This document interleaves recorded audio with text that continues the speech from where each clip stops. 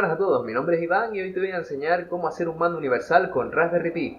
También te comentaré algunos fallos que he visto en algunos vídeos de YouTube que prometen la gloria con programitas en el móvil y con el típico jack y dos infrarrojos.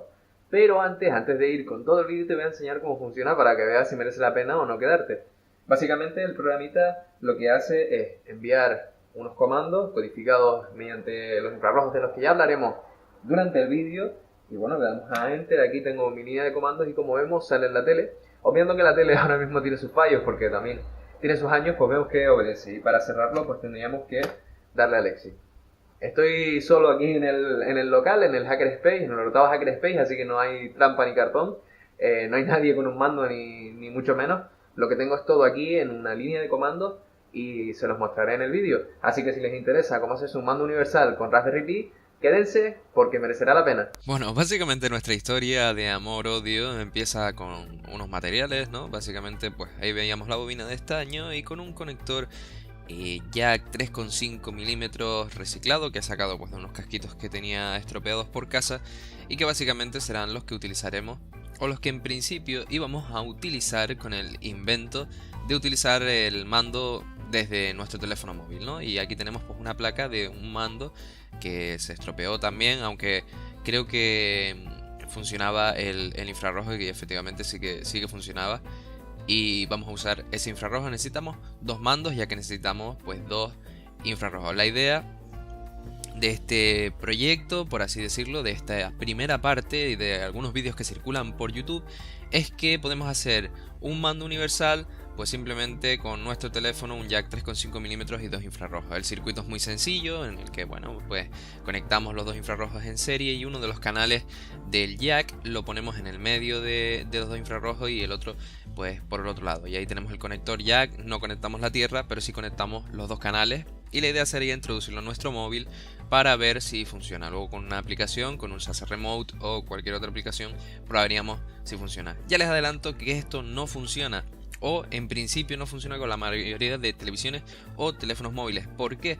Primero, el circuito original que circula por internet necesitaría una resistencia y no la tiene, por lo tanto podríamos tener ahí una corriente muy grande que podría fastidiar nuestro jack. Y por otra parte, no tenemos un amplificador de corriente que nos haga funcionar correctamente en corriente, digamos, los infrarrojos, con lo cual no va a funcionar. Ya digo yo que no funciona, pero aquí pongo el proceso que yo seguí testeando la idea que veía por internet, aunque bueno, era un poco incrédulo al principio de que esto fuera a funcionar. Así que vamos a cambiar de tercio y básicamente descubrí lo que se llama Lirc. ¿Y qué es Lirc? Pues básicamente es una librería donde se guardan un montón de códigos de mandos y nos lo dejan a nuestra disposición pues en su web, todos esos códigos para utilizarlos en nuestros dispositivos. Y obviamente tenía que buscar algún dispositivo para usarlo. ¿Cuál fue el que se me ocurrió? Pues básicamente una Raspberry Pi. Pensé en un Arduino, al igual que el redactor original de este artículo, pero me di cuenta que el Arduino tenía sus limitaciones, sobre todo en la implementación. Y me di cuenta pues que en la Raspberry Pi, como vemos ahí, es muy sencillo echar a funcionar Lirc, ya que es nativo de Linux, por lo tanto es muy fácil instalarlo en un Raspbian. En este caso, como veremos, funciona en mi caso en un Raspbian. Y ahí vemos toda la implementación que hace este autor, que básicamente tengo los links en la descripción para que puedan seguir todos los pasos, estos pasos detallados de cómo se testea el receptor o cómo se testea el emisor. No los voy a explicar yo en profundidad porque les voy a dejar los links a los enlaces originales, porque la verdad que este autor lo explica muy bien y creo que está muy completo.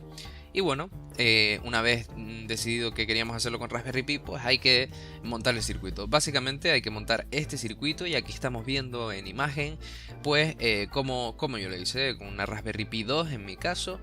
Y bueno, conectamos los GPIOs, conectamos los 5 voltios de alimentación y pues tenemos toda la parte del circuito, ¿no? Tenemos los dos infrarrojos, tenemos nuestro circuito receptor en este caso también, es decir, podemos copiar mandos. Si ponemos un mando enfrente de nuestro receptor podemos copiarlo, y tenemos pues un transistor para poder amplificar esa corriente y que por los infrarrojos pues circule más corriente, ¿no? Para actuar como interruptor, por así decirlo.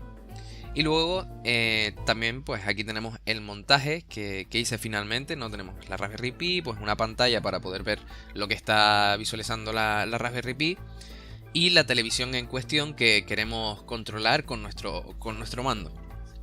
Vamos a obviar, como dije al principio, los fallitos que pueda tener la tele. ¿Y de dónde sacamos la información? ¿De dónde sacamos los mandos? Ya dije que del IRC, pero ¿en qué parte de la web? Pues si vamos ahí a su base de datos, pasamos a esa página y ahí nos dice pues que tienen toda la documentación disponible. Y ahí vemos la cantidad ingente de mandos que tiene. Es absolutamente impresionante. Y básicamente pues para hacer una búsqueda rápida podemos pulsar control F o el comando que tengamos en nuestro navegador para la función de buscar y no sé, busqué uno al azar, un Samsung para el ejemplo, para grabar este ejemplo, aunque realmente la televisión que estaba probando era una Toshiba Rexa, pero bueno, para el ejemplo es lo mismo, es simplemente buscar la televisión, pinchar en la carpetita y eso nos va a llevar a una página donde, como vemos, tiene todo el código de configuración que introduciremos en nuestra Raspberry Pi. Ya digo, para introducir los códigos de configuración y demás, la explicación la encontraréis en los links de la descripción, que pues el autor original ya se curró una buena documentación de cómo hacerlo. Y básicamente el fichero de configuración tendría esta pinta introducido en nuestra Raspberry Pi. Como vemos, algunos ficheros de configuración nos traen incluso el dibujito del mando para saber a qué corresponde cada tecla, y como vemos ahí pues viene también una definición de nuestro mando con sus bits y la definición de la codificación de cada una de las teclas. Podemos introducir todos los mandos que queramos en el fichero de configuración, con lo cual podemos controlar infinidad de dispositivos desde nuestra Raspberry Pi. Es muy sencillo hacerlo, con lo cual no tiene mayor complicación. Y para hacerlo simplemente tendríamos que ir a la línea de comandos y escribir pues esos comandos que vemos ahí, pues las diferentes teclas que tenemos disponibles. No se preocupen con respecto a esto, porque también en los links de la descripción está muy bien explicado y en la documentación del IRC cómo funciona. Y esto es lo que veríamos en nuestra tele, pues perfectamente funcional. Tendríamos un mando que funcionaría. Obviamente no es muy práctico, pero en nuestro caso lo necesitábamos para encender la tele porque habíamos perdido el mando. No era una cosa que, bueno, no es una solución permanente. Simplemente teníamos el panel lateral de la televisión bloqueado y necesitábamos solucionarlo rápido y bueno, esto fue un poco lo que se nos ocurrió a bote pronto. Y ahí vemos cómo no hay trampa ni cartón, vamos enviando los comandos y la televisión pues va obedeciendo a nuestras órdenes. Básicamente esto es todo. Espero que le encuentren también alguna utilidad diferente a esto, porque sí, obviamente como mando de televisión pues no es muy práctico tener un Linux. Y recuerden que nos pueden seguir en Facebook, en nuestro Facebook de Piensa 3D, para enterarse de más novedades. Espero que les haya gustado y nos vemos en el siguiente vídeo. Adiós.